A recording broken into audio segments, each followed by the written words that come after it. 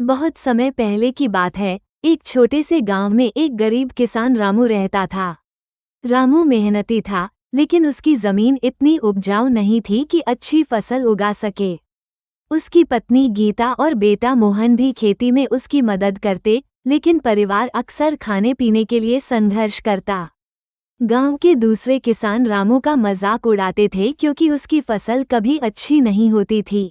एक दिन रामू अपने खेत में हल चला रहा था कि अचानक उसकी कुदाल किसी कठोर चीज से टकराई। उसने जमीन खोदी तो उसे एक चमकता हुआ बैंगनी रंग का बीज मिला। बीज के चारों ओर हल्की रोशनी फैल रही थी। रामू ने इसे एक साधारण बीज समझा और अपनी पत्नी से कहा, गीता, इस बीज को हम अपने बगीचे में लगा देते हैं। शायद यह कोई अच्छा बैंगन हो। गीता ने हंसते हुए कहा, अगर यह सच में खास निकला तो हम अमीर बन जाएंगे। रामू ने उस बीज को अपने खेत के कोने में बो दिया और हर दिन उसकी देखभाल करने लगा। कुछ ही दिनों में वह बीज एक छोटे पौधे में बदल गया और फिर देखते ही देखते एक बड़ा पेड़ बन गया। यह कोई साधारण बैंगन का पौधा नहीं था, बल्कि एक विशाल पेड़ था जिसकी शाखाओं पर चमचमाते बैंगनी बैंगन लटक रहे थे। ये बैंगन देखने में बेहद सुंदर थे, मानो उनमें कोई जादू भरा हो।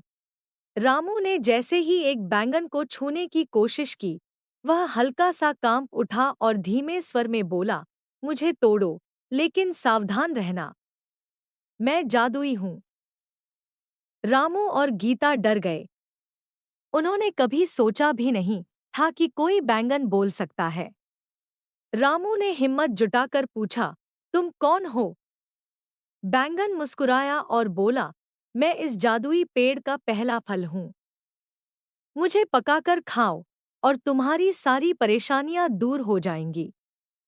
रामू और गीता ने उस बैंगन को पकाकर खाने का फैसला किया।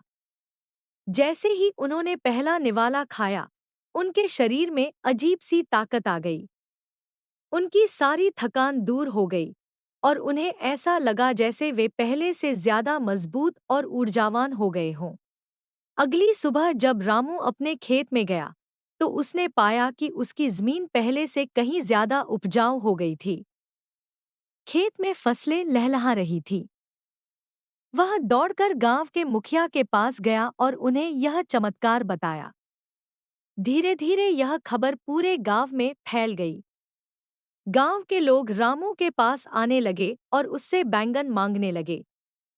जादुई बैंगन खाने